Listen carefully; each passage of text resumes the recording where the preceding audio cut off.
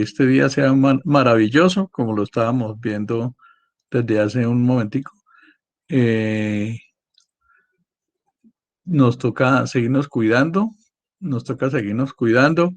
Voy a compartirle aquí el enlace de Classroom para que, para que pueda subir las, las guías. Ya el correo institucional les había enviado con anterioridad este link, pero te lo voy a volver a reenviar, ¿listo? Por acá vamos a buscar a esta chica. Ahora acá no aparece.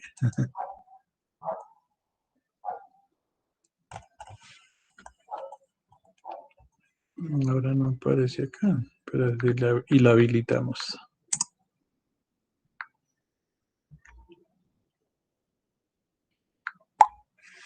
Listo, por aquí apareció. Entonces vamos a habilitarla y le enviamos.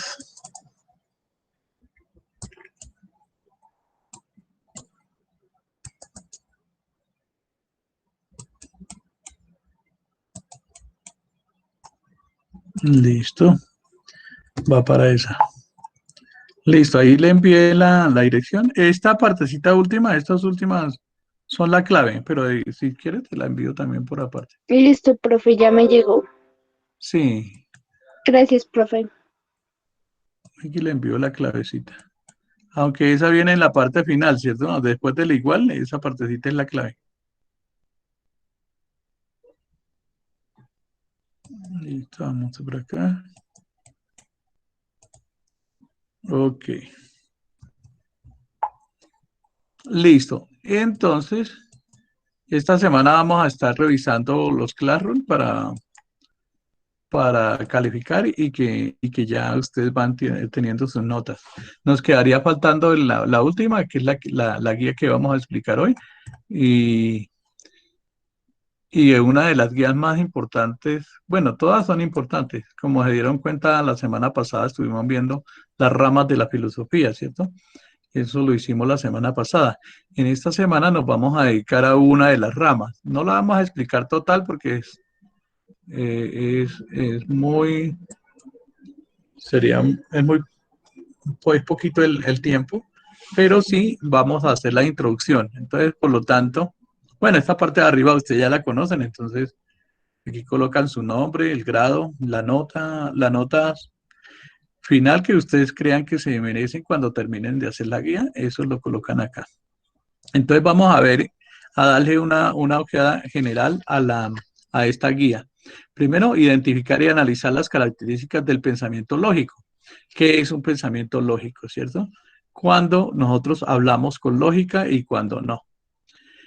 Nos vamos a introducir en una de las ramas, yo diría que no tanto una rama, sino en un instrumento que nos ayuda a profundizar en la filosofía, que es la lógica. La lógica nos ayuda con el análisis de los discursos, el análisis del lenguaje, para mirar si lo que estamos afirmando es válido o no. Entonces, aquí encontramos, como de costumbre, nuestra rutina de pensamiento y esta sí la dejo para que ustedes la realicen cada uno de acuerdo a lo que ve, ¿sí? Lo que ve en esta figurita, lo que piensa usted sobre esta figurita, qué preguntas le surgen a partir de la figura y cuál es la meta de comprensión y cuál es la meta personal que se propone para esta unidad. También cabría preguntarse, digamos, en qué se utiliza la lógica. También eh, en estas guías se colocan algunos documentales, entonces los voy a invitar a ver el siguiente. Ya le comparto este video para que ustedes se inicien en la lógica. Un momentico, comparto el video y lo coloco acá en pantalla para que ustedes les pido el favor de tomar nota. Toman nota de de este documental, ¿listo? Entonces, por favor, toman nota. Voy a dejarles un momentico mientras alistan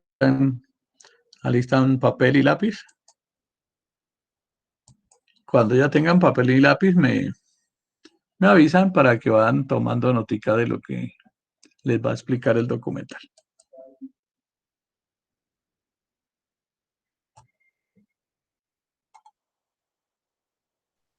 Listo, profe. Listo. Entonces voy a entrar por otro link también para tener acá conexión. Listo. Aquí yo creo que ven bien el video. Y yo entro por acá para hacerle seguimiento a este video porque necesito ver cómo funciona.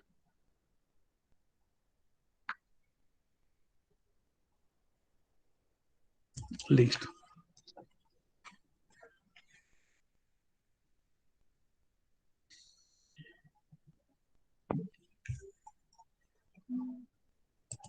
Listo. ¿Todos listos? Sí, señor profe. Bueno, entonces los escucho. Yo también voy a tomar nota por acá, por otro lado. Entonces, manos a la obra.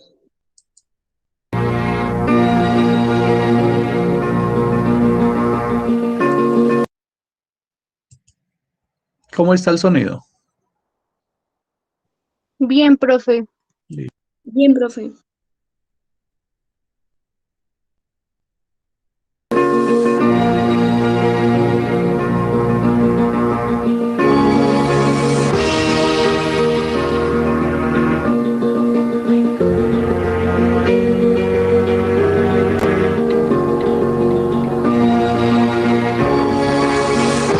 Grandes ideas de la filosofía.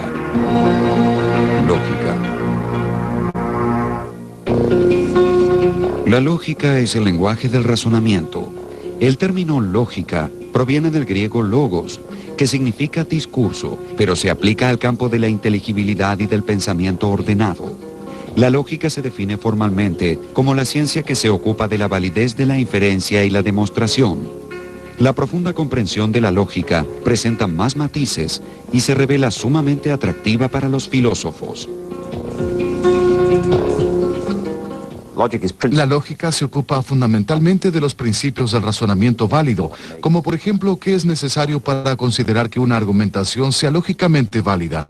Es decir, trata de explicar qué son los principios del razonamiento válido de la manera más temática posible.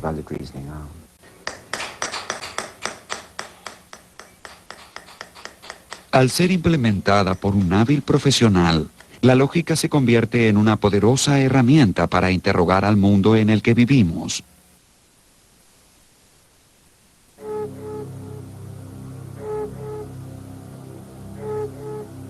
La lógica filosófica introduce el rigor y la claridad de la matemática al lenguaje de los filósofos.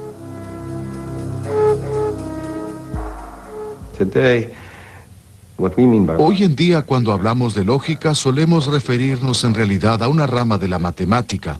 Cuando los filósofos hablan de la lógica, se refieren a la lógica moderna, que antes solía llamarse lógica simbólica, pero se la denomina habitualmente lógica matemática.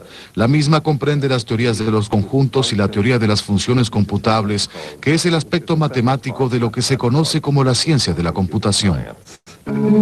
Como medio para describir el pensamiento racional, la lógica trasciende muchos límites filosóficos y se adentra en el campo de la metafísica, la epistemología y la filosofía de la mente y del lenguaje. Es una herramienta para trabajar sobre ciertas nociones básicas como la referencia, la predicación, la identidad, la verdad, la negación, la cuantificación, la existencia, la necesidad, la definición y la consecuencia. El origen de la lógica se remonta a Aristóteles, quien vivió en la edad de oro de la cultura griega en el siglo IV a.C.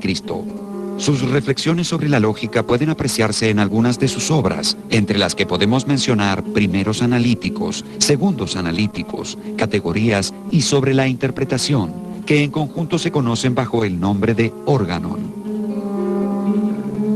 Aristóteles deseaba establecer reglas que permitieran a los ciudadanos griegos detectar una argumentación formalmente válida y correcta de otra inválida y por lo tanto incorrecta. El principio de no contradicción y del tercero excluido son fundamentales en la lógica aristotélica.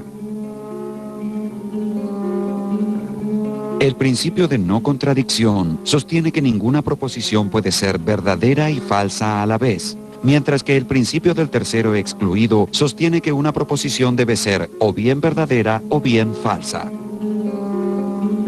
Aristóteles creó su sistema de lógica formal a fin de poder determinar la validez de una argumentación independientemente de su contenido. El centro de la lógica formal aristotélica es el silogismo, una forma de argumentación compuesta por dos premisas y una conclusión, como por ejemplo, todos los hombres son mortales. Sócrates es un hombre. Por lo tanto, Sócrates es mortal. Durante mucho tiempo la lógica estuvo dominada por Aristóteles y su teoría del silogismo. Podría decirse que él tenía una visión muy simple acerca de lo que es un razonamiento. Un típico ejemplo de razonamiento para él sería: todo A es B, todo B es C, por lo tanto, todo A es C. Un silogismo es un discurso en el que, una vez concedidas ciertas cosas, se siguen o concluyen necesariamente otras distintas. Me refiero con esta última frase a que las mismas producen la consecuencia, y por ello no se requiere de ningún otro término adicional para hacer que la consecuencia sea necesaria.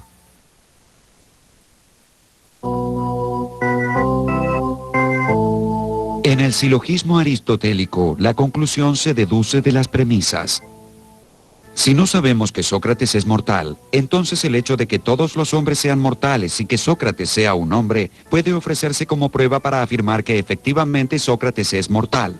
Este es un razonamiento deductivo, es decir, que la conclusión es la consecuencia necesaria de las premisas. La característica de un silogismo deductivo exitoso consiste en que al ser ejecutado correctamente, no pueden inferirse conclusiones falsas de premisas verdaderas. Tomemos el siguiente ejemplo. Todos los árboles son plantas. Todos los robles son árboles. Todos los robles son plantas. Podemos formalizar este razonamiento y expresarlo de esta manera. Todo M es P. Todo S es M. Por lo tanto, todo S es P. Esta forma de argumentación es válida y su validez es totalmente independiente de la verdad de los enunciados que la componen. Por ejemplo, tomemos un razonamiento tan discutible como el siguiente. Todos los árboles son ángeles. Todos los pájaros son árboles. Por lo tanto, todos los pájaros son ángeles. A pesar de las apariencias, este razonamiento es formalmente válido, aunque sus premisas y conclusión sean falsas. Asimismo, también puede ser válido un razonamiento con premisas falsas y conclusión verdadera. Todos los árboles son flores. Todos los claveles son árboles. Por lo tanto, todos los claveles son flores. La otra forma básica de razonamiento lógico es el inductivo, que establece cómo inferir generalizaciones confiables de los hechos observables.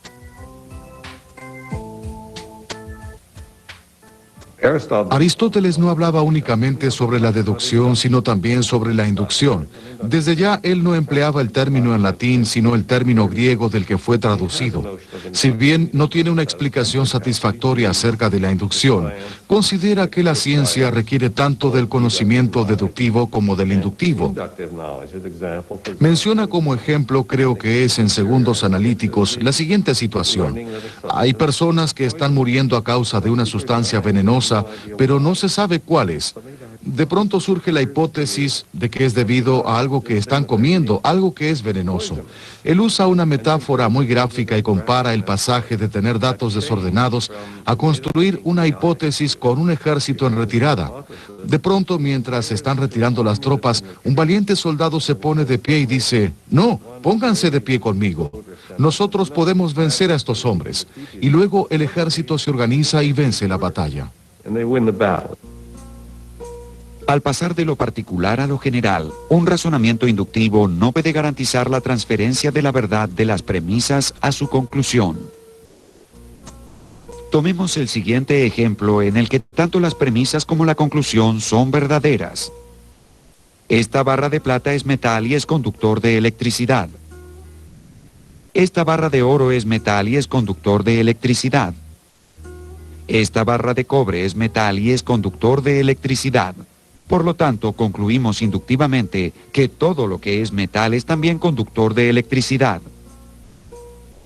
Si encontramos un razonamiento deductivo que tenga premisas verdaderas y conclusión falsa, decimos que dicha forma es inválida. Pero observemos qué sucede si lo intentamos con un razonamiento inductivo. Esta barra de plata es metal y es sólida. Esta barra de oro es metal y es sólida. Esta barra de cobre es metal y es sólida. Por lo tanto, todo lo que es metal es sólido. Desde ya, esta conclusión es falsa. El mercurio es metal y es líquido.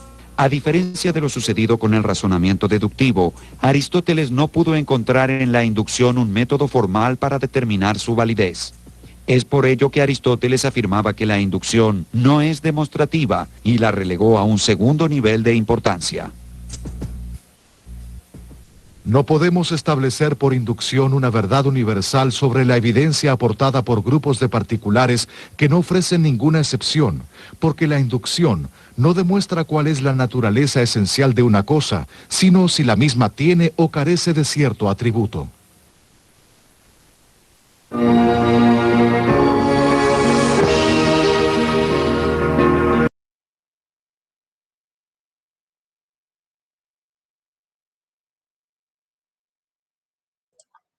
Listo, chicos, escucho réplicas. Cuéntenme.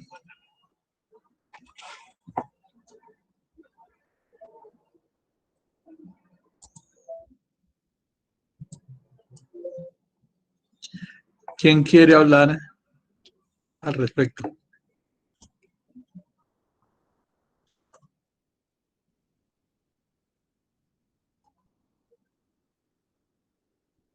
Profe, pues a mí me pareció muy interesante el video, ya que nos ¿Sí? explica muy bien quién es el que primero comenzó a utilizar la lógica, de dónde proviene, qué se puede hacer con ella.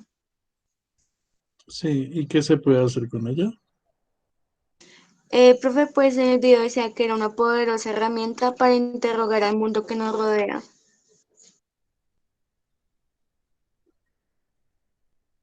Listo. Ortiz Fontecha, listo. Para darle validez a la existencia de las cosas. Sí. ¿Alguien levantó la mano por aquí? Arevalo Ortiz. Cuéntame.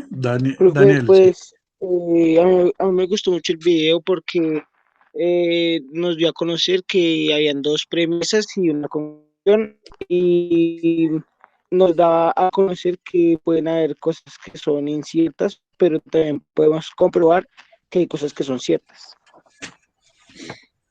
Sí, hay dos conceptos que manejan ahí y que se manejan en lógica, que es los razonamientos válidos y los razonamientos falsos, ¿no? Hay, hay maneras de explicar esto por medio de las deducciones o las inducciones.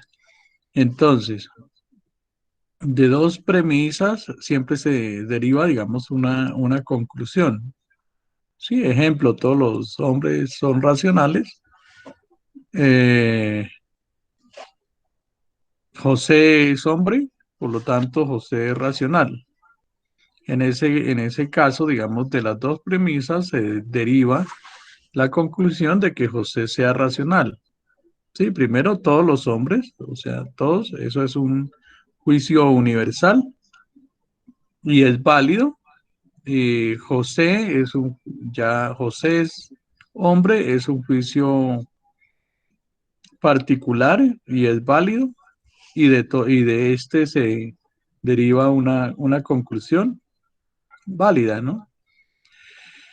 Pero hay otras maneras de explicar y entonces hace mirar que algunas afirmaciones pues no sean válidas, ¿no? No sean válidas. O, o de pronto que las premisas sean falsas y la conclusión sea válida. Para eso hay diferentes reglas, ¿sí? Yo los invito a continuar mirando el video y van tomando nota. Al final volvemos a escuchar a cada uno de ustedes, ¿listo?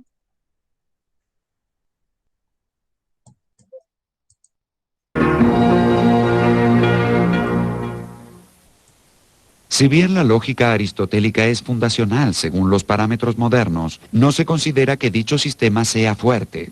Con el paso del tiempo, presentó graves defectos formales y depositó demasiada confianza en el silogismo deductivo. No obstante, aún permanece abierta la pregunta acerca de hasta qué punto la debilidad de su lógica socavó la totalidad de su obra filosófica.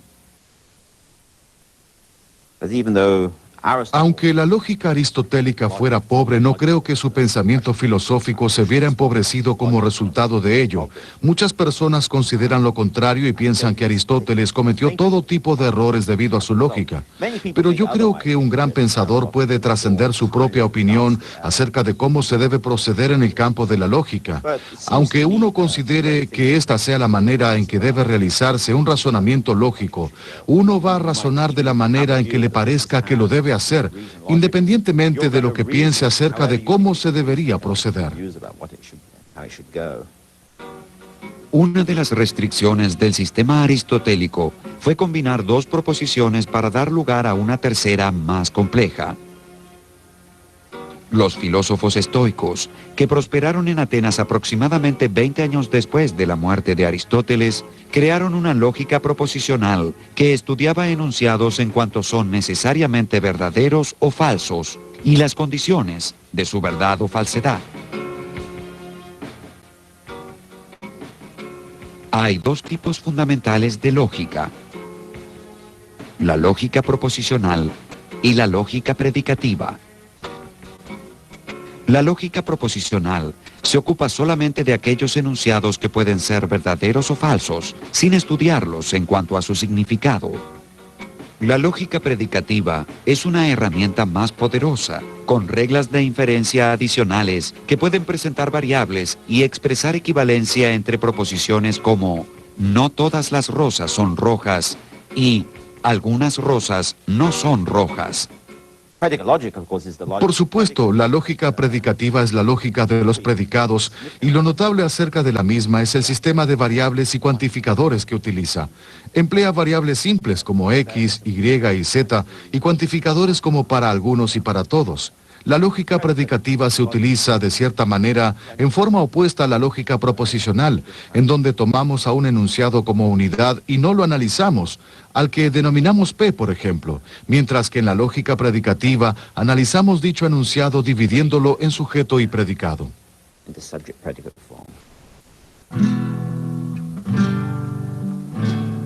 El aporte que los estoicos hicieron a la lógica pasó virtualmente inadvertido durante siglos. Algunos filósofos medievales, como por ejemplo Walter Burley, Guillermo de Ockham, John Buridan, Alberto de Sajonia y Paolo de Venecia, se concentraron en reforzar la lógica aristotélica y hacer importantes aportes a la misma.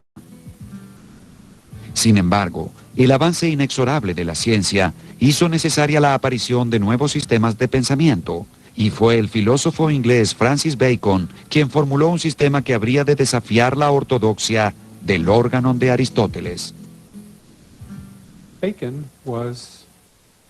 Bacon no fue muy modesto al presentarse a sí mismo como el creador del nuevo órganon, de una nueva lógica para interrogar al mundo. La lógica antigua era útil para presentar lo que uno ya sabía, pero no para descubrir cosas nuevas. Lo que Bacon intentó hacer en el nuevo órganon fue precisamente proveer un método para interrogar al mundo que implicara ir por el mundo recogiendo datos y organizándolos en diferentes tablas y poder extraer conclusiones teóricas de los datos que hayamos ingresado a dichas tablas. Bacon quiso presentar una manera racional de organizar la experiencia y de interrogar la naturaleza, de forma tal que con esta combinación de razón y experiencia realmente pudiéramos progresar. Si bien mi método es difícil de practicar, es no obstante sencillo de explicar y consiste en lo siguiente. Propongo establecer etapas de certeza progresivas. Acepto la evidencia de los sentidos, guiada y protegida por un proceso de corrección cierto. Pero rechazo en su mayor parte la operación mental que sigue el acto sensorial. En lugar de ello, introduzco y expongo un nuevo camino seguro en el que la mente pueda trabajar, comenzando directamente con la más simple de las percepciones sensoriales. En el siglo XIX, los filósofos comenzaron a aplicar activamente estructuras matemáticas al campo de la lógica. Esta revolución matemática marcó el comienzo de lo que hoy se conoce como la lógica moderna. La lógica hizo eclosión después de 1854, cuando George Boole, un gran matemático inglés que también hizo importantes aportes a la teoría de las ecuaciones diferenciales y creó lo que se conoce como el cálculo de las diferencias finitas, inventó el álgebra de la lógica o álgebra de clases, un aporte que, si bien hoy en día es considerado como algo elemental, todavía representa un logro importante. Después de 1854, la lógica no dejó de evolucionar. Boole, un matemático autodidacta, amplió la obra del filósofo alemán Gottfried Leibniz y creó la primera álgebra de la lógica. Boole descubrió que los símbolos de la lógica se comportaban de la misma manera que los algebraicos y utilizó a estos últimos para expresar proposiciones hipotéticas, tales como: si A y B, entonces C y D, pero A y B, entonces C y D. Pero en lugar de tratar los términos del silogismo A, B, C y D, estimó más importante considerar en general la verdad de las proposiciones. Entonces, si P es verdadera, entonces Q será verdadera, donde P y Q representan proposiciones. Este razonamiento será perfeccionado por el matemático Gottlob Frege, dando origen a la lógica proposicional. El avance decisivo realmente se produjo en el siglo XIX, y aunque diversas personas estuvieran interesadas en ver cómo o qué podían mejorar en la obra aristotélica, fue Frege quien logró el verdadero progreso e introdujo la era moderna de la lógica, con lo cual las dos figuras principales serían Aristóteles y Frege. Gottlob Frege era un intelectual poco conocido en su época, un matemático que se propuso demostrar que las leyes aritméticas podían reducirse en última instancia a la lógica, lo cual se conoce bajo el nombre de logicismo. Hizo el aporte individual más importante para el estudio de la lógica en la historia de dicha disciplina. Fue el primero en identificar la distinción entre los axiomas lógicos y las reglas que son necesarias para realizar una deducción. Dio los primeros pasos hacia la axiomatización de la lógica. Creó el cálculo proposicional y refinó la noción aristotélica de la cuantificación. El pasaje de la era aristotélica a la era moderna había concluido.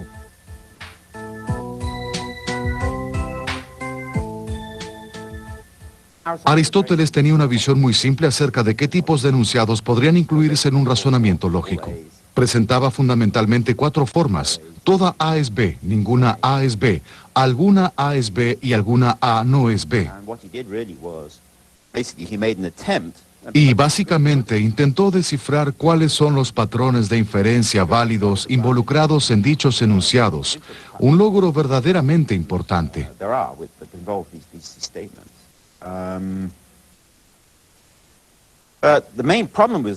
Pero el principal problema con la lógica es que presentaba una visión muy empobrecida de lo que puede afirmarse. El enunciado "todo niño ama a una niña" no puede enmarcarse fácilmente dentro del tipo de enunciados que Aristóteles tenía en consideración.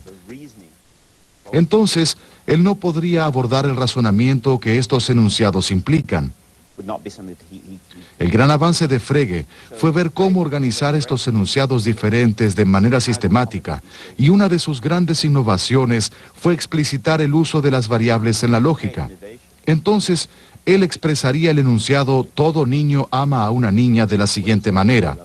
Para cada X, siendo X un niño, hay una Y. Luego, Y es una niña amada. Entonces, X ama a Y.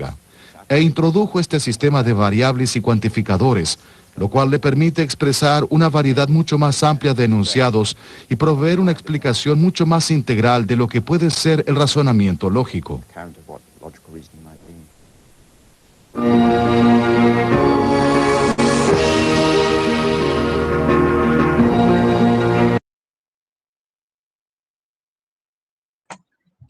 Listo, necesito escucharlos en este segundo rollo que ha pasado. ¿Qué captaron?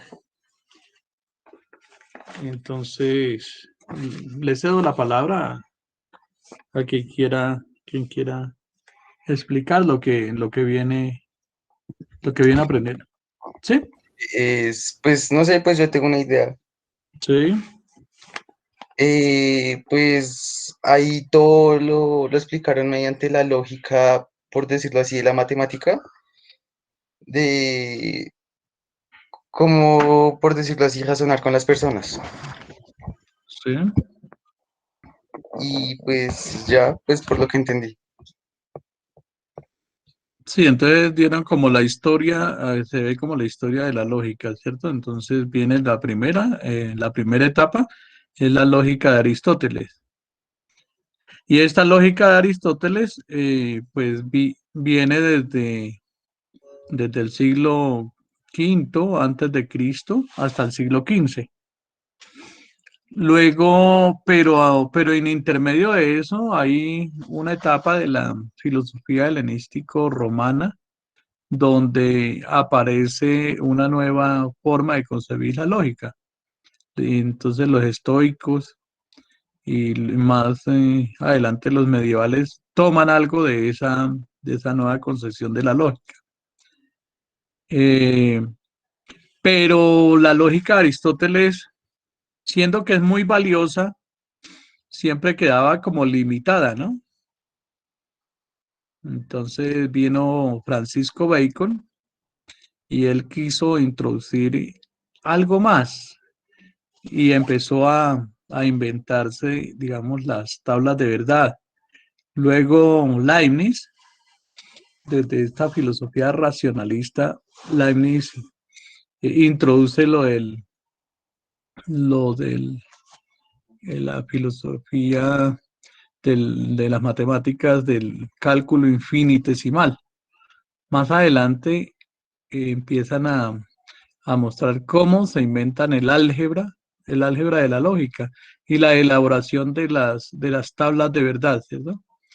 Pero finalmente postulan a Frege. Entonces Frege es uno de los pioneros o sea, que empieza a hacer una referencia clásica de, de la lógica proposicional, que ya viene a ser a comienzos, digamos, del siglo XX, donde aparece Hegel, Frege. Dan como ese esos datos históricos y haciendo un seguimiento. De todas maneras, digamos, la lógica hoy en día es una de los instrumentos para hacer filosofía que sigue creciendo.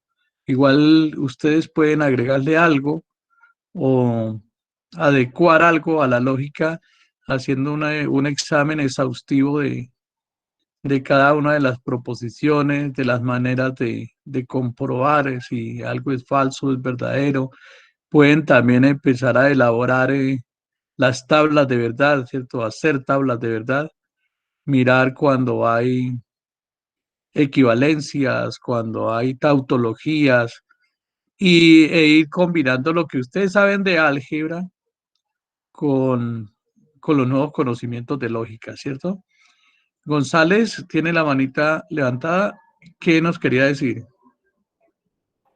Primero, lo que me acaba de decir sobre Bacon, y pues también que muchas personas creían que Aristóteles cometía, o sea, sí, cometió muchos errores, pues por la lógica que él creó, por su forma de pensar, pero pues la explicación que nos dio el señor es que pues cada quien tiene una lógica, o sea, una manera diferente de pensar, y pues eso no es un error ni una equivocación.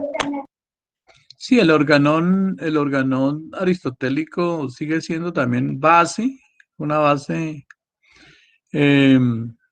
muy valiosa dentro de la historia de la lógica y para elaborar la lógica. Pero lo que pasa es que él hace es una lógica formal, una lógica formal, una lógica enmarcada en qué, en los universales y los particulares. Lo que vamos a ver más o menos en la guía nosotros es la lógica, algo de la lógica aristotélica, ¿sí? Por eso les decía que lo que vamos a hacer es solamente como una introducción a la lógica, pero esto es algo más amplio que ojalá podamos nosotros ver en esta parte del bachillerato y que ustedes entiendan más que todo el camino que sigue la lógica para llegar a apoyar ciencias como las matemáticas, ciencias como la sociología, como la psicología, como el lenguaje natural, mirar el lenguaje natural, el lenguaje lógico, eh, y hacer análisis proposicionales para que les sirva si los que van a estudiar derecho, que tengan unas bases de lógica, sí, es importante para que aprendan a sistematizar las argumentaciones a partir de la lógica. También los que van a estudiar filosofía, bueno, todas las carreras que tienen que ver con estas ciencias, pues son necesarias la lógica. La lógica también para las tablas de verdad, los que van a estudiar robótica o mecatrónica, eh, o los que, sí, casi la lógica se va a utilizar casi en todas las profesiones que uno tome, es necesario incluir esta parte de la lógica, sí, o proposicional o simbólica, matemática, pero de todas maneras siempre se va a estar simplificando por tablas de verdad. Luego vemos algunos ejemplitos de tablas de verdad para que ustedes vayan teniendo una noción. ¿Listo? Los invito a continuar con el otro rollito que nos brinda el, el documental.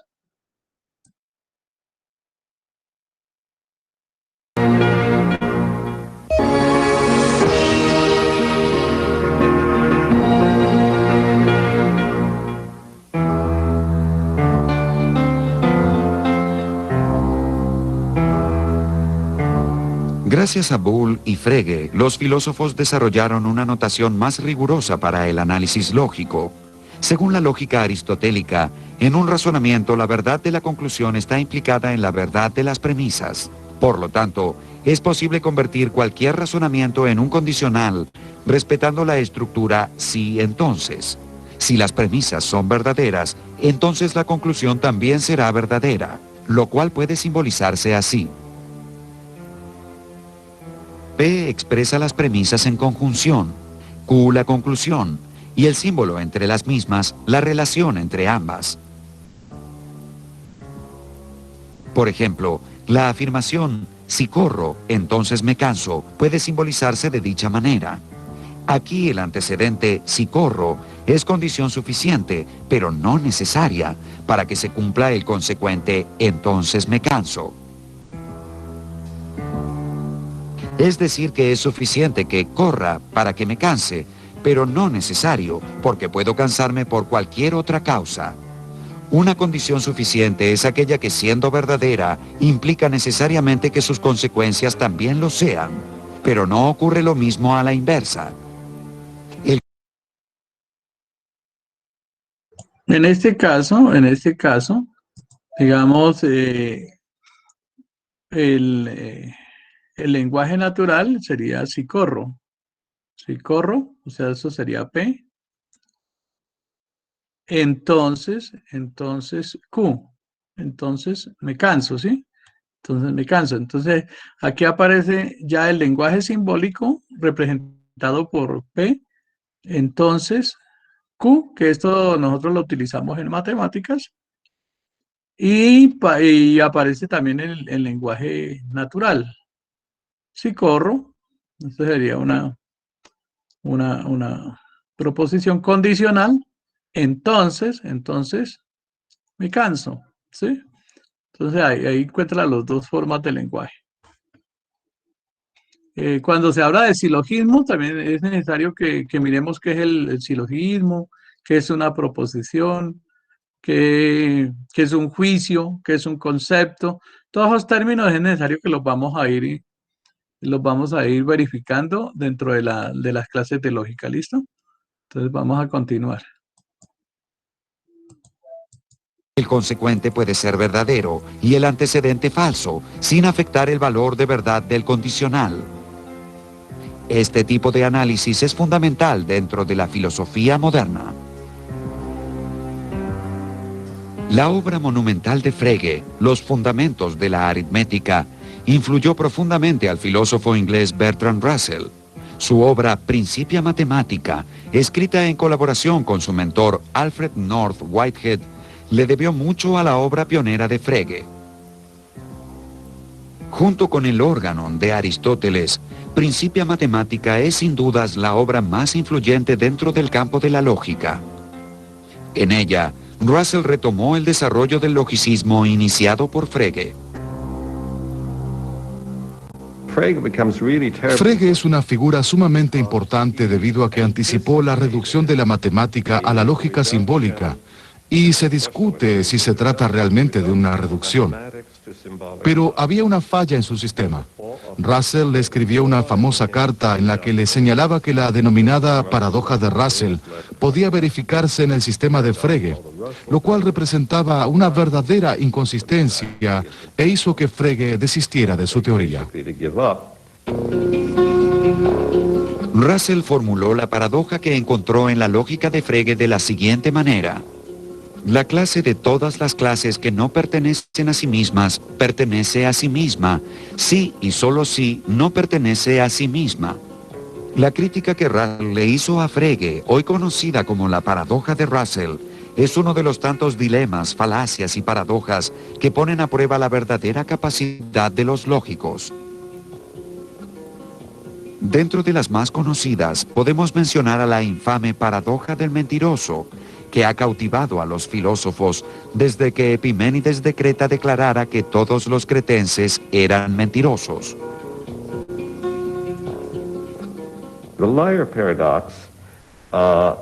Si bien esta no es su forma más antigua, la paradoja del mentiroso consiste en lo siguiente. Supongamos que escribo en una hoja de papel una única oración que dice: la única frase en esta hoja de papel es falsa. O también, la única frase en esta hoja de papel no es verdadera. Y usted pregunta si la única frase en esa hoja de papel es verdadera.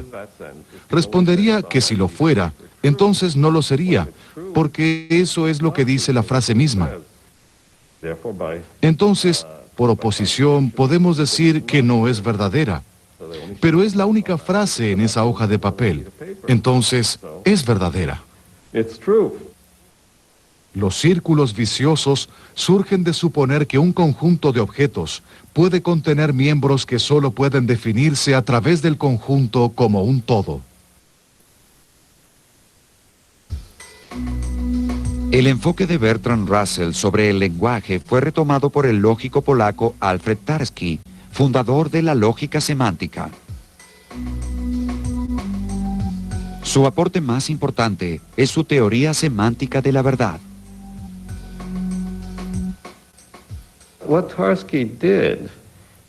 Tarski sostuvo que si usted tiene un sistema de notación formal, por ejemplo, un lenguaje formal como el que crearon Russell y Whitehead, en el que se puede expresar toda la matemática moderna, inclusive la prueba de Wiles sobre el teorema de Fermat, o si usted tiene un lenguaje formal como el creado por la ciencia de la computación, cuyas implicancias filosóficas serán discutidas por mucho tiempo, advirtió que era posible decir que un enunciado era verdadero sin utilizar el término verdadero, simplemente repitiendo el enunciado. Uno puede decir que el enunciado "la nieve es blanca" es verdadero, pero no hay necesidad de mencionar la palabra verdadero. Simplemente diremos "la nieve es blanca". Entonces, ¿para qué necesitamos el término verdadero? Las personas no han advertido que el lenguaje sobre el cual hablamos no debe coincidir necesariamente con el lenguaje con el que hablamos. Han desarrollado una semántica del lenguaje en este mismo lenguaje y en términos generales procedieron como si solo hubiera un tipo de lenguaje en el mundo.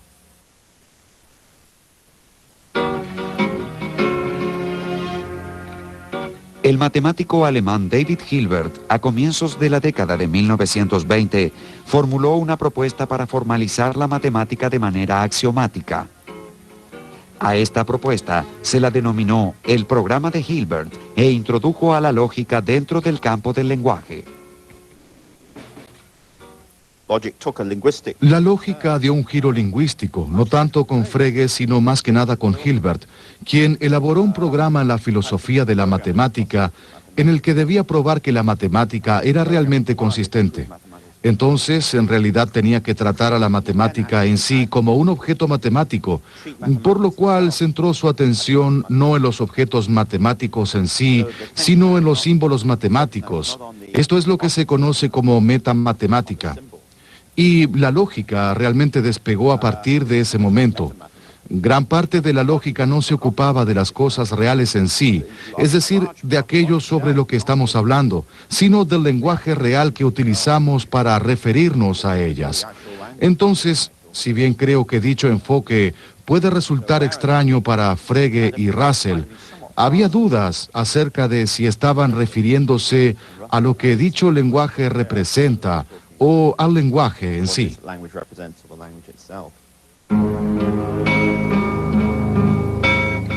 El programa de Hilbert ejerció una influencia decisiva sobre el matemático y lógico checo Kurt Gödel, quien sostenía que todos los sistemas lógicos eran esencialmente incompletos. A medida que la matemática fue alejándose de la visión euclidiana tradicional, los matemáticos buscaron nuevas formas de desentrañar las posibles inconsistencias internas de su obra. Querían ver si podían excluir la posibilidad de que para un teorema ya probado también pudiera verificarse un teorema opuesto, haciendo que su sistema careciera de sentido. Para ello era necesario garantizar la integridad de sus sistemas, es decir, que hubiese una manera de probarlo o refutarlo. Esto podría ser difícil para un teorema en particular, pero los matemáticos estaban convencidos de que era cierto en principio. La visión de Gödel es la siguiente. Esta es la paradoja del mentiroso, a menos que no se verifique que un enunciado o su negación debe ser demostrable. Entonces, gracias a que demostrable no es lo mismo que verdadero, pudimos evitar que lograra producir la paradoja del mentiroso, lo cual hubiera sido negativo, ya que, a diferencia de la paradoja de Russell, que requiere de una teoría de conjuntos muy fuerte para poder desarrollarla. El teorema de Gödel es un teorema de aritmética elemental que podría demostrar que toda la teoría de los números es inconsistente, es decir, que tiene ciertas contradicciones. Es como si Gödel hubiese estado jugando al juego de la gallina para ver cuán cerca podía estar de probar que existen inconsistencias en la parte más elemental de la matemática, y en lugar de chocar contra la pared o contra otro automóvil, produjo esta maravillosa paradoja, cuyo significado será objeto de análisis filosófico por siempre. Gödel demostró que un sistema axiomático formal sencillamente no puede ser consistente y completo a la vez. O bien no puede probarse todo dentro de un sistema particular, o no se puede garantizar que no haya alguna contradicción. Para los matemáticos no podían ocurrir ambas cosas a la vez. Creo que después de Russell, la figura más importante fue Gödel. Ello se debe principalmente no solo a sus grandes logros en el campo de la metamatemática, sino a los resultados obtenidos sobre los límites de los sistemas formales. Presentó un sistema matemático mediante el cual es posible referirse razonablemente acerca de los números. Pero el hecho de si es o no consistente no puede probarse dentro del sistema. Y también demostró que si es consistente, entonces habrá ciertos enunciados dentro del sistema para los que no será posible comprobar si son verdaderos o falsos. Esta sería una formulación bien elemental acerca de los resultados de Gödel, que fueron un logro extraordinario de enorme significado filosófico. No es posible afirmar con certeza sobre ningún sistema formal que todas las consideraciones conceptuales pueden representarse dentro del mismo.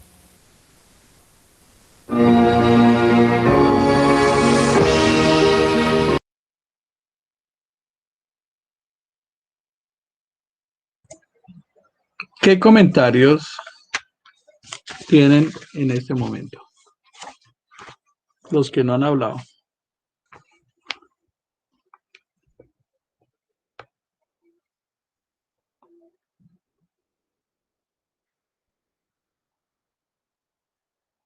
¿Sí las escucho?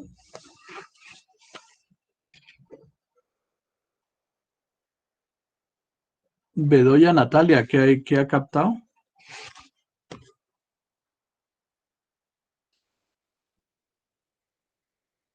Cuéntame.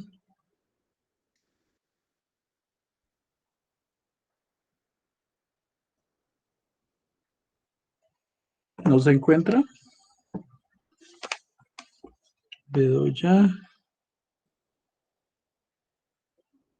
Valentina. Laura Valentina. Cuéntame. Tú casi no participas. Prieto Méndez. Aquí estoy, profe. Sí, cuéntame. ¿Qué ha podido Pues, captar? profe, ¿Sí?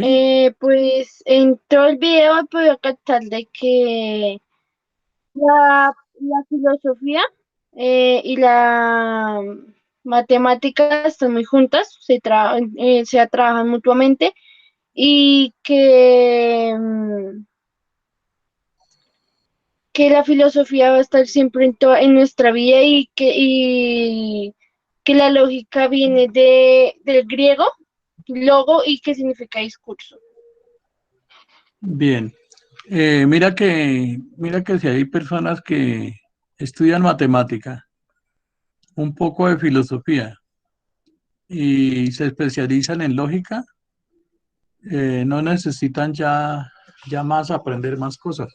Con aprender la lógica, digamos, podrían trabajar en universidades, en colegios, en universidades, más que todo en universidades, y ya no necesitarían más, porque la lógica es un instrumento que se utiliza, digamos, para en toda la carrera de sistemas, digamos, los ingenieros de sistemas, todo lo que ellos hacen debe ser a partir de la lógica.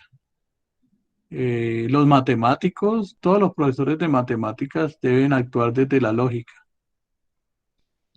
Eh, los, los literatos y escritores deben escribir desde la lógica proposicional.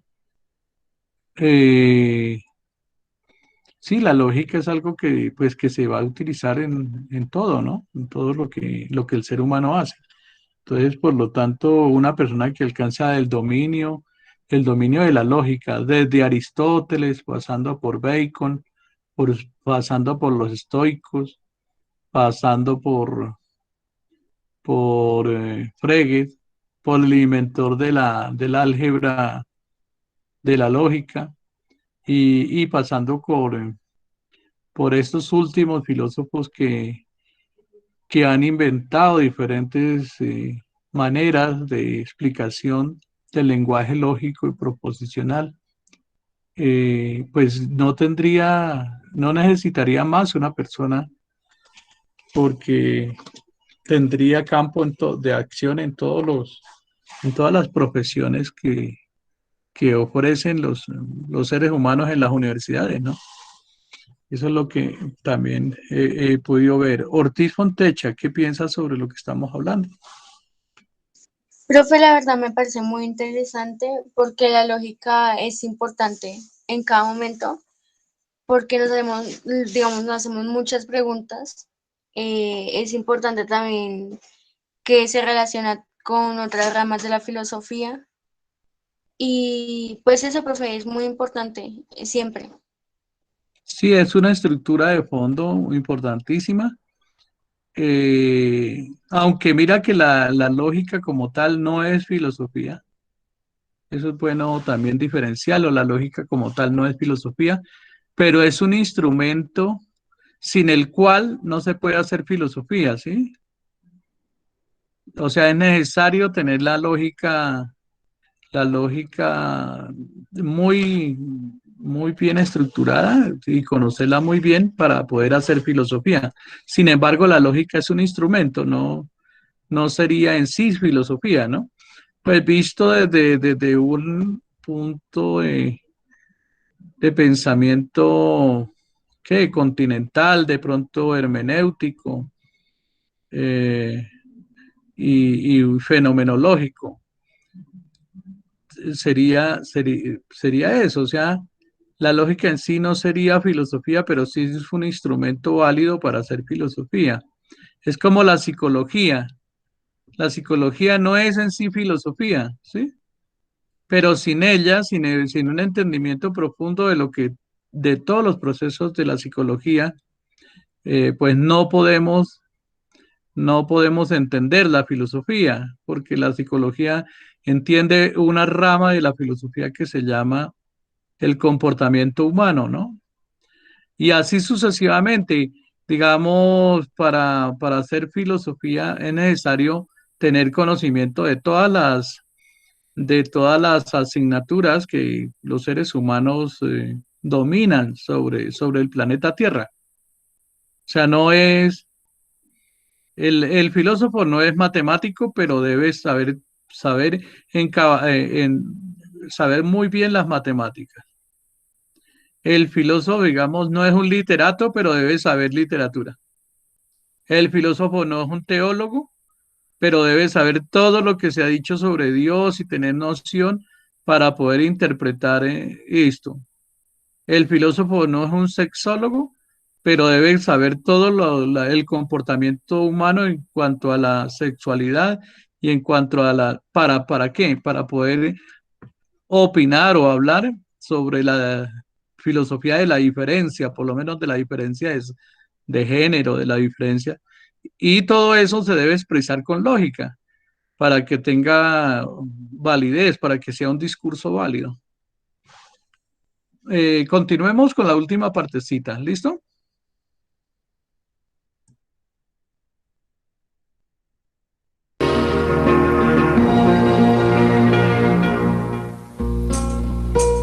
Gödel frecuentaba un grupo de pensadores que se reunía en Viena para discutir aspectos filosóficos. Este grupo, conocido como el Círculo de Viena, estaba compuesto por Moritz Schlick, Rudolf Carnap, Otto Neurath y muchos otros. Se inspiraron en los rápidos avances de la ciencia y la lógica e iniciaron un movimiento denominado positivismo lógico.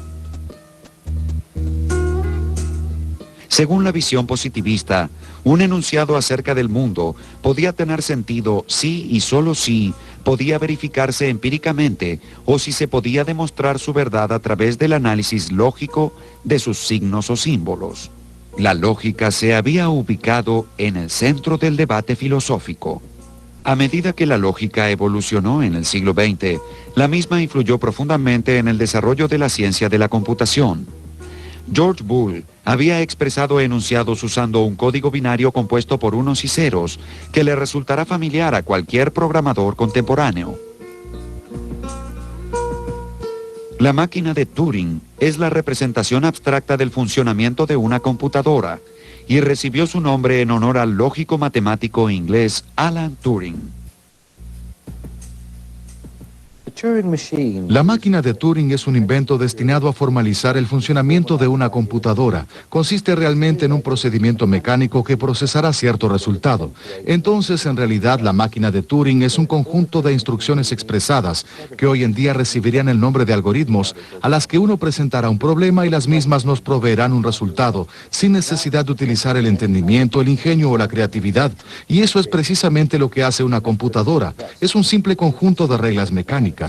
Turing descubrió la manera de hacer una máquina que comprende una cinta que se mueve y borra ciertos elementos. Es precisamente la idea de una computadora. La máquina de Turing es simplemente una computadora, un sistema completamente mecánico que manipula símbolos. Uno de los aspectos de la lógica que ha intrigado a los filósofos por siglos es la inducción, que regula cómo inferimos reglas generales de los hechos que observamos. Como no ofrecía la certeza lógica de la deducción, Aristóteles tenía profundas sospechas acerca del razonamiento inductivo, sospechas que luego fueron compartidas por muchos filósofos. En realidad, la inducción no jugó un papel muy importante debido a la idea equivocada de Aristóteles de que la inducción era un sostén provisorio y que cuando uno descifrara qué estaba sucediendo, era posible encontrar ciertos principios intuitivos a priori, a partir de los cuales se podía aplicar la deducción. Dicho error resultó extremadamente costoso, ya que no fue sino hasta la generación de Francis Bacon que se advirtió que no se puede hacer ciencia por métodos a priori, sino que es necesario usar la inducción. La inducción no es un sostén provisorio ni algo que deba ser superado por una reflexión apodíctica, sino que es esencial.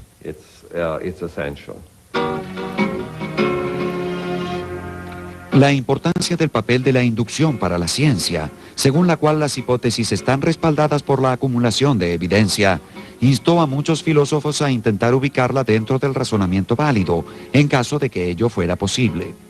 El filósofo austríaco Karl Popper sostuvo que en la vida diaria utilizamos un método de prueba y error que puede parecer inductivo, pero cuya estructura lógica era completamente diferente. Peter Strawson sostuvo que la inducción no debía hacerse pasar por la deducción para ser considerada válida, ya que existe un principio de uniformidad en la naturaleza que convalida las conclusiones del razonamiento inductivo. El filósofo estadounidense Nelson Goodman argumentó que no era posible crear un sistema formal de lógica inductiva, ya que para cada hipótesis confirmada por la evidencia, existe un número infinito de hipótesis alternativas que también podrían ser confirmadas por dicha evidencia. La teoría de la confirmación bayesiana, que debe su nombre al matemático inglés del siglo XVIII Thomas Bayes, es un método que apoya la lógica inductiva basándose en la probabilidad estadística, mediante la combinación del sentido común y la evidencia observacional. Así como la lógica fue ejerciendo cada vez más influencia sobre la filosofía, también aumentó el número de sistemas destinados a abordar diferentes áreas de investigación. La lógica extensiva fue creada para hacer afirmaciones sobre objetos, relaciones entre objetos y las relaciones en sí. La lógica modal introduce los operadores necesario y posible, pero no tiene en cuenta la existencia de lo necesario o de lo posible. El filósofo estadounidense Clarence Irving Lewis inició el análisis moderno de la modalidad con la publicación en 1918 de su libro Investigación sobre la lógica simbólica.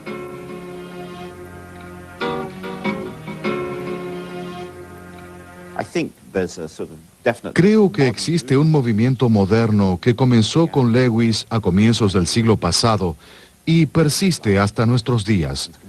La lógica modal se convirtió en una parte muy importante, no tanto de la filosofía, sino de la ciencia de la computación y de la lingüística.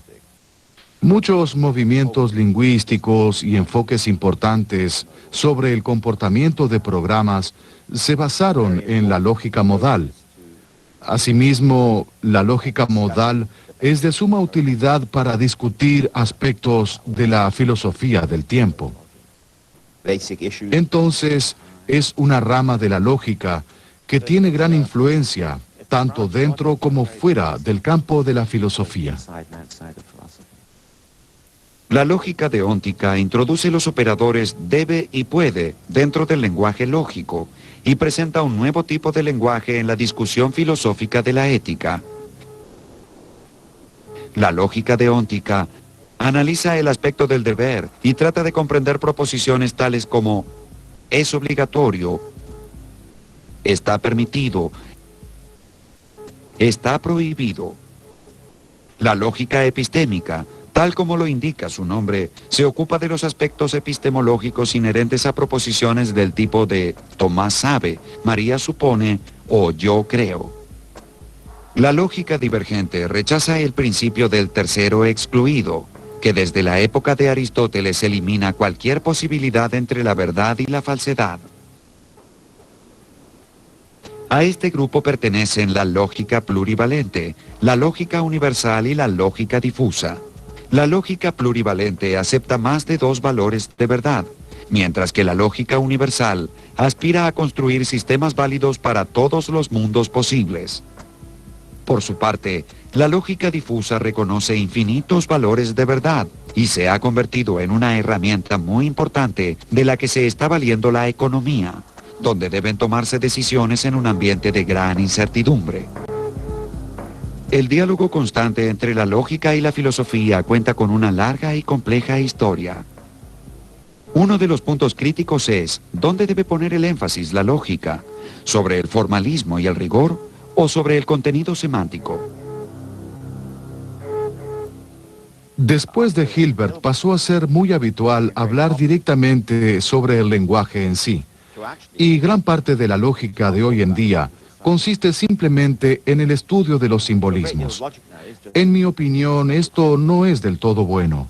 Creo que de cierto modo perdimos el sentido de la inocencia que Frege y Russell tenían y que sería bueno recuperar, ya que el principal interés radica en lo que el lenguaje representa y no en el lenguaje en sí. ¿Por qué no hablar directamente sobre eso? No me opongo a estas investigaciones de orientación lingüística. Simplemente pienso que tal vez hemos dejado algo afuera al concentrarnos tanto en ese aspecto exclusivamente. Para algunos, la lógica representa un gigantesco sistema de reglas y símbolos arcaicos. Para otros, un símbolo de claridad y orden. Tal vez la descripción más acertada sea la de una herramienta absolutamente versátil que se emplea constantemente aun cuando todavía se encuentra en vías de desarrollo. Quizás quien haya logrado capturar mejor la naturaleza de la lógica sea Lewis Carroll, cuando escribió: si ocurrió, puede ser, y si ocurriera, sería, pero como no ocurre, no es. Eso es la lógica.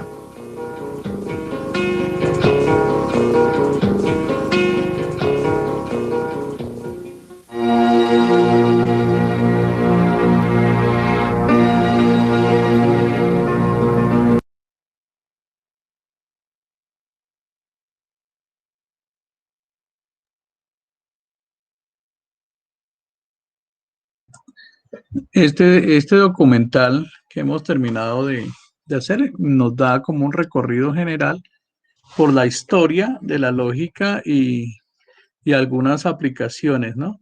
Y algunas aplicaciones.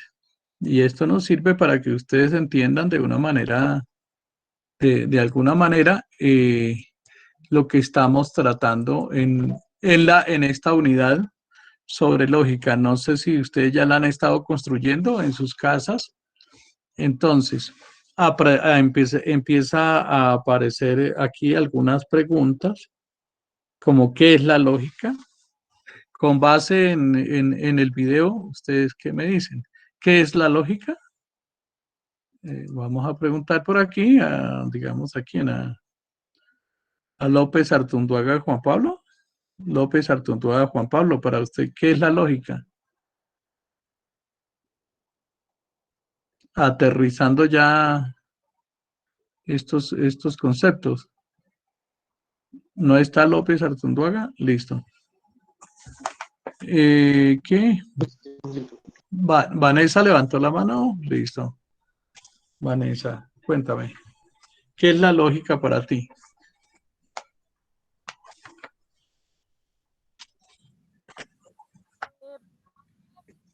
Pues, profe, pues acá yo te digo que es la ciencia formal que rama tanto de la filosofía como de las matemáticas, que estudia los principios de la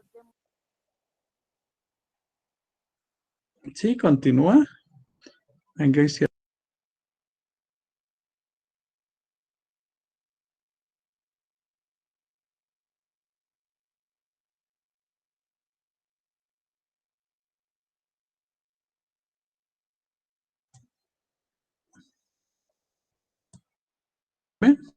Dime. Se fue la conexión. ¿Alguien? que ¿Sí? es la ciencia formal que rama. Sí, Angie. Sí la escucho, pero por poquito. No sé si sus compañeros la escuchan bien, pero yo la escucho un poquito. Como que se va la conexión, pero trato de entender lo que estás diciendo. ¿Listo?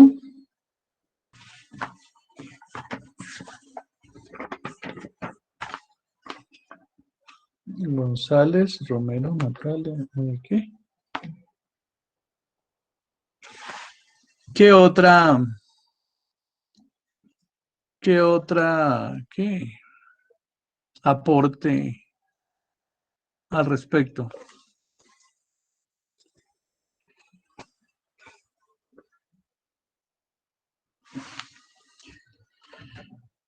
Sí, Ortiz. Profe, pues Sí, ahí al principio habían... sí, ¿Sigo? Steven. Sí, Sí, señor.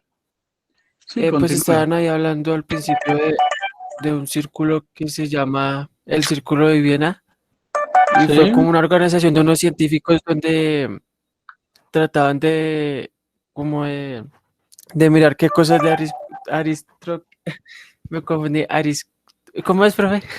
Aristóteles, sí. Aristócrates, eso. Comprobar que era verdad y que era mentira y cómo se podía comprobar.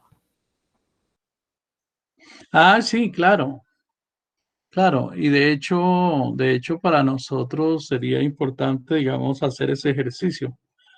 Poder, por medio del ejercicio de la lógica, buscar, buscar la manera, buscar la manera de, ¿de qué? De comprobar si el lenguaje que se utiliza eh, corresponde a una falacia, a una mentira, o, o está representando la verdad, ¿no? O está representando la verdad. De hecho,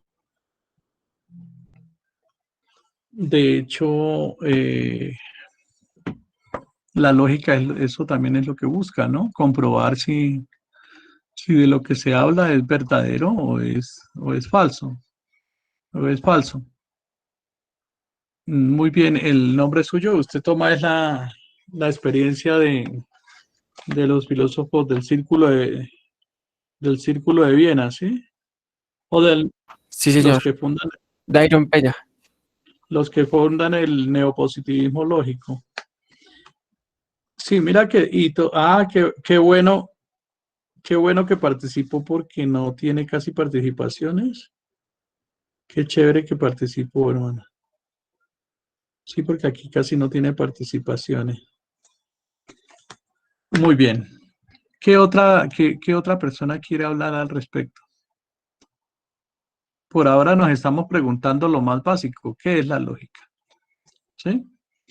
Pero igualmente ustedes, yo creo que el video me parece que es como valioso porque estos doctores de la filosofía, porque eso lo hacen, son unos doctores de la filosofía lógica, pues nos presentan un buen, un buen argumento sobre la lógica, ¿no?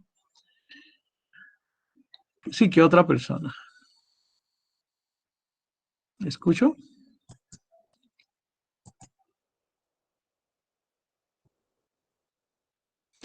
Entonces nos vamos a preguntar la segunda pregunta que aparece aquí. Si la lógica, digamos, es la ciencia que estudia la manera correcta de expresar la verdad, ¿sí? Vamos a ver aquí la lógica.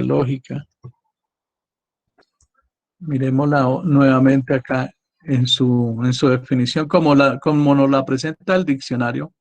La lógica es la ciencia formal y rama tanto de la filosofía como de las matemáticas, que estudia los principios de la demostración y la inferencia válida, o sea, es la que nos lleva a hacer una demostración de la verdad o a inferir la verdad, las falacias, las paradojas y la noción de verdad, ¿sí?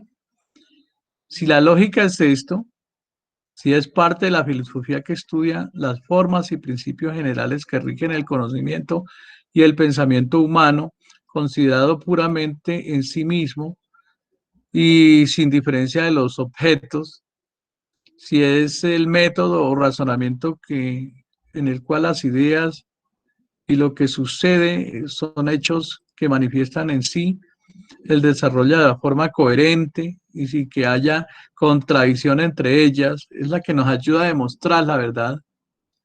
Si eso es la lógica, entonces, ¿qué es algo ilógico? Cuando nosotros hablamos que algo es ilógico, que una persona es ilógica, ¿a qué nos referimos con lo ilógico? ¿Quién quiere, quién quiere participar? ¿Qué es lo ilógico? Cuando decimos, no, esto es ilógico. Cuando decimos, no, eso no tiene lógica. Que cuando una persona está dando un argumento tiene muchas contradicciones. Tiene muchas contradicciones, muy bien. Bedoya Mendieta, ¿listo? Bedoya. Listo. ¿Tú tienes algún ejemplo?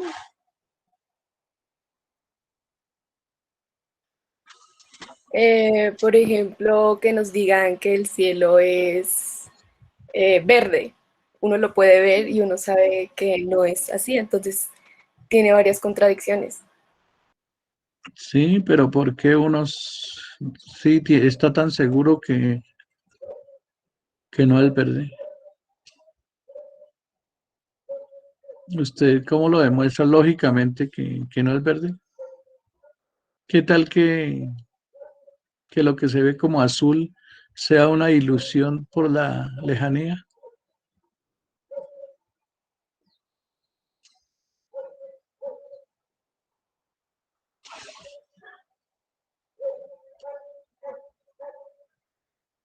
Cuando habla, digamos, alguna de las chicas de ustedes que tenga novio o alguno de los chicos que tenga novia, ¿Cuándo el discurso de su novia es lógico y cuándo es ilógico? ¿Cuándo dice usted, no, me está diciendo cosas que no tienen lógica? ¿En qué momento?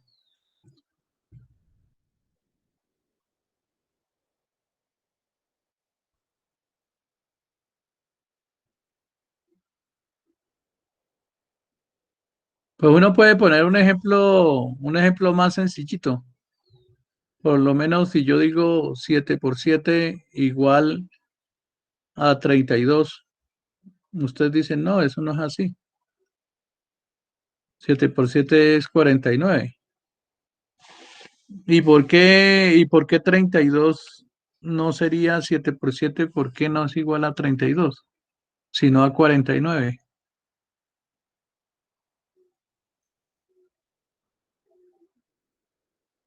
O pongamos otro ejemplo, 2 por 2. 2 por 2 es igual a 4, pero si una persona dice 2 por 2 igual 3, ¿eso es lógico o es ilógico? Es ilógico, pues, porque creo que no tiene validez. Pues, digamos, para mí lo ilógico es algo que no tiene validez, o sea, que no tiene sentido. Es como decir que Sí, una pared es dura, pues, porque obviamente una pared va a ser dura. siempre va a ser dura una pared. Claro, profe, pues de la que se hace con cemento y digamos así, luego que si eso, pues siempre va a ser dura.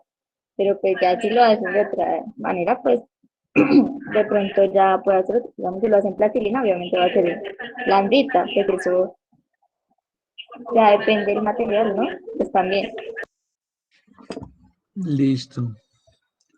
Mira que solamente estamos empezando a definir dos términos nomás, ¿cierto? Lo lógico y lo ilógico. Ilógico, ilógico. A ver qué dice ilógico. Que carece de lógica. Sí, una teoría ilógica. Pero entonces, ¿cómo podemos comprobar que algo carece de lógica? ¿Cómo podemos nosotros Pues identificar? puede estar probado, ¿no, profe? Digamos, lo del cielo azul. O sea, si el cielo mismo uno lo ve, el cielo es azul, no puede llegar a ser verde. Sí, pero que el cielo sea azul, pues eso parece una verdad, pero eso es ilógico. El cielo no es azul, ni el mar tampoco. Eso es una impresión de los sentidos.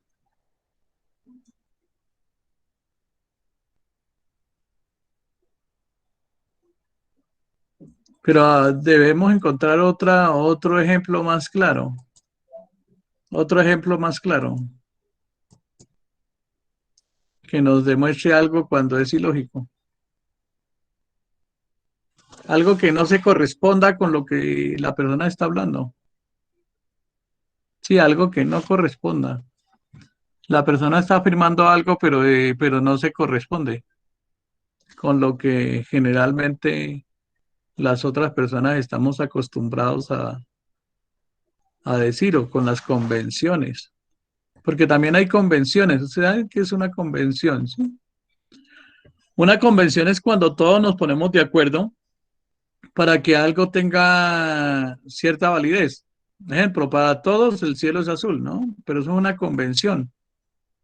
Pero hay gente que ha demostrado que el cielo no es azul, sino que tiene otros colores. Bueno, pero pues todo el mundo concebimos el cielo azul o el mar azul. Profe, de pronto una afirmación así sería, ¿no hay más planetas? No hay más planetas.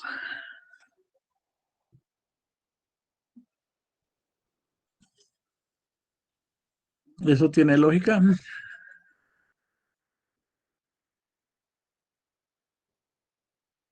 ¿Qué creen ustedes? ¿Lo que su compañero afirma tiene lógica o es ilógico? o no se podría encuadernar dentro de la lógica.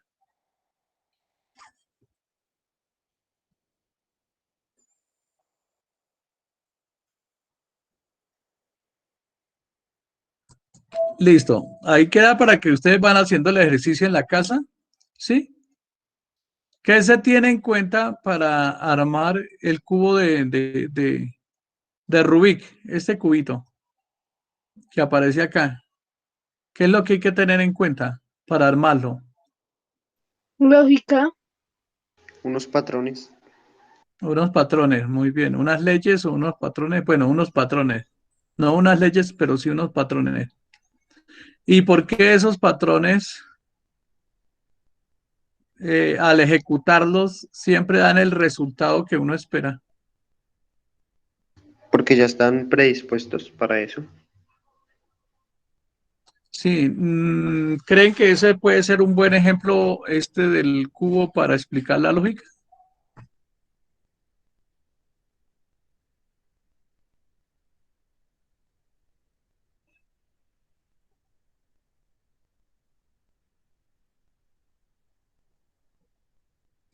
La siguiente pregunta dice, ¿qué características tiene una persona que demuestra falta de lógica en su discurso?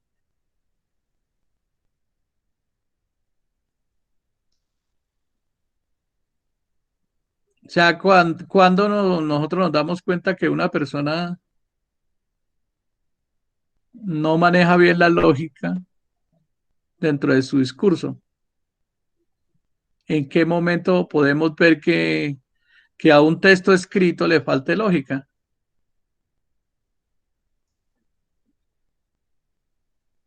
Saben que el discurso lógico cumple con unas normas, ¿cierto?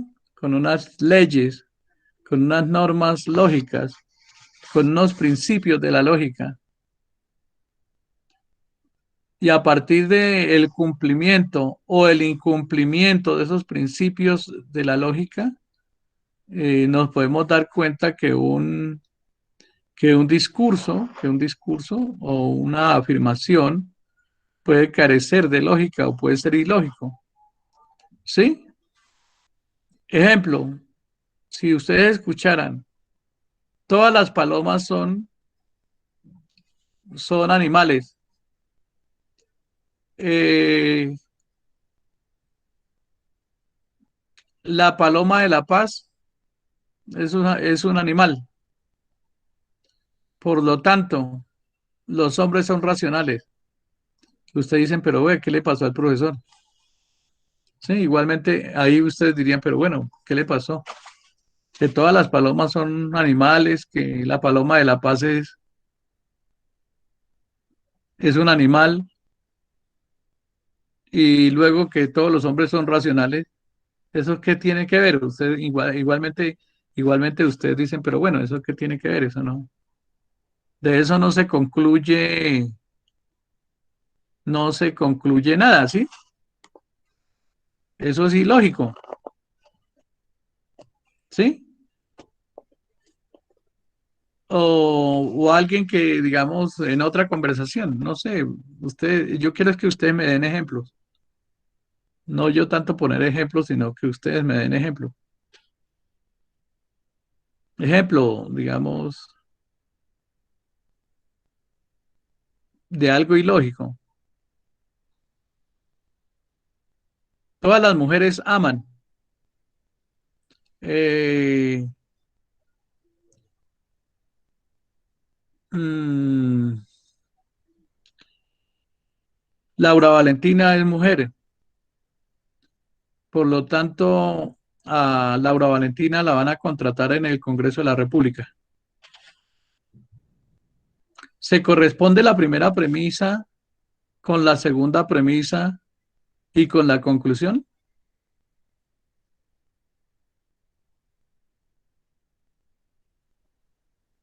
¿Qué piensan? ¿Se corresponde o no se corresponde?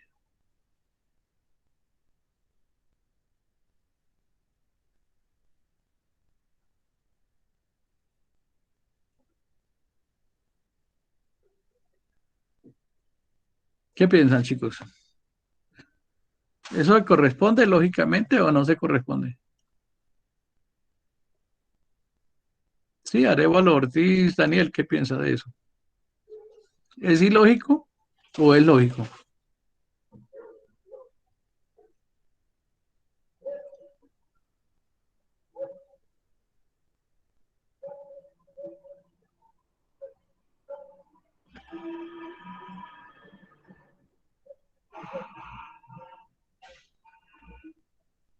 Sí, Laura Valentina, ¿se corresponde o no se corresponde eso?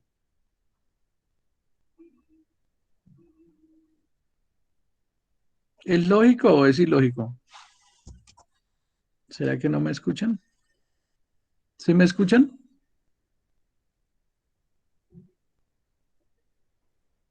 ¿O no me escuchan? Sí, profe, sí, sí lo escucho. Bien. Bueno, pues yo los invito a que piensen esta unidad de producción de conocimiento. La van pensando y van contestando lo que se va preguntando acá, ¿no? Para ver qué resultados ustedes pueden alcanzar. Luego que terminen de hacer estas preguntas, entramos a hacer la estructuración. Con persistencia crítica, lea el texto sugerido, subrayando con rojo las ideas principales y con azul las ideas secundarias. ¿Qué es la lógica? Entonces, mira, esto te da para responder lo que dice acá arriba, la pregunta de acá arriba. ¿Qué es la lógica? Dice. La lógica es el estudio del razonamiento y las diferencias, ¿sí? Y las inferencias, perdón. Razonamiento y las inferencias. ¿Qué son inferencias? Es cuando se infiere algo dentro de un texto. De un texto usted lee algo y de eso saca una inferencia, no una conclusión, sino una inferencia. Es diferente la inferencia a la conclusión, ¿sí? Se trata de un conjunto de cuestiones y análisis que han permitido comprender cómo se diferencian los argumentos válidos de los argumentos falsos o de las falacias, y de qué manera llegamos a estos. Para esto ha sido indispensable el desarrollo de distintos sistemas y formas de estudio que han derivado en 4 grandes tipos de lógica. Veremos a continuación de qué se trata cada uno de ellos. La lógica viene del griego logos y entonces aquí empiezan a hablar acá de la lógica de logos, luego las 4 tipos de lógica, la lógica formal, que es la aristotélica de la que estaban hablando en el video, la lógica informal, de esta nota no hablaron tanto, pero ustedes pueden leer y hacer el análisis, la lógica simbólica, de esta sí hablaron, y de la lógica matemática, ¿sí? Ustedes le dan una leidita a esto y resumen acá, ¿sí? Luego, aquí nos mandan a buscar algunos significados, como lo que es un concepto, lo que es el juicio, el razonamiento, la proposición y el silogismo, ¿sí? Bueno, y esto es de lo que trata esta unidad. Es una introducción sencillita a la lógica. Entonces, cualquier dificultad que ustedes tengan, pues me avisan y seguimos profundizando. Lo que hemos hecho hoy es solamente como mirar qué es la lógica, cuántas clases de lógica hay, la historia de la lógica, comentada por estos filósofos, y un vistazo general de lo que se trata en esta unidad. ¿Cómo les pareció esta clase, chicos? Cuéntenme. ¿Les aporta algo? ¿No les aporta? ¿Los pone a pensar en la lógica? ¿No los puso a pensar? No sé. Cuénteme. Profe, pues a mí me gustó mucho la clase. El video me pareció muy interesante porque uno va aprendiendo mucho más sobre, digamos, o sea, cosas que tienen que ver así poquito con la filosofía, pero también, o sea, que se relaciona mucho con la vida cotidiana. Muy bien. Su apellido es Ortiz, ¿cierto? Ortiz Fontecha. Sí, señor. Bueno, entonces yo creo que demos por terminada esta clase y que tengan un día maravilloso. Traten de ir desarrollando la guía y van preguntando y si tienen alguna dificultad, me preguntan en el qué, en el WhatsApp. ¿Listo? Bueno, profe. Entonces espero, bueno, mucha bendición para cada uno de ustedes y, y pues que tengan una semana maravillosa. ¿Listo? Bueno, profe.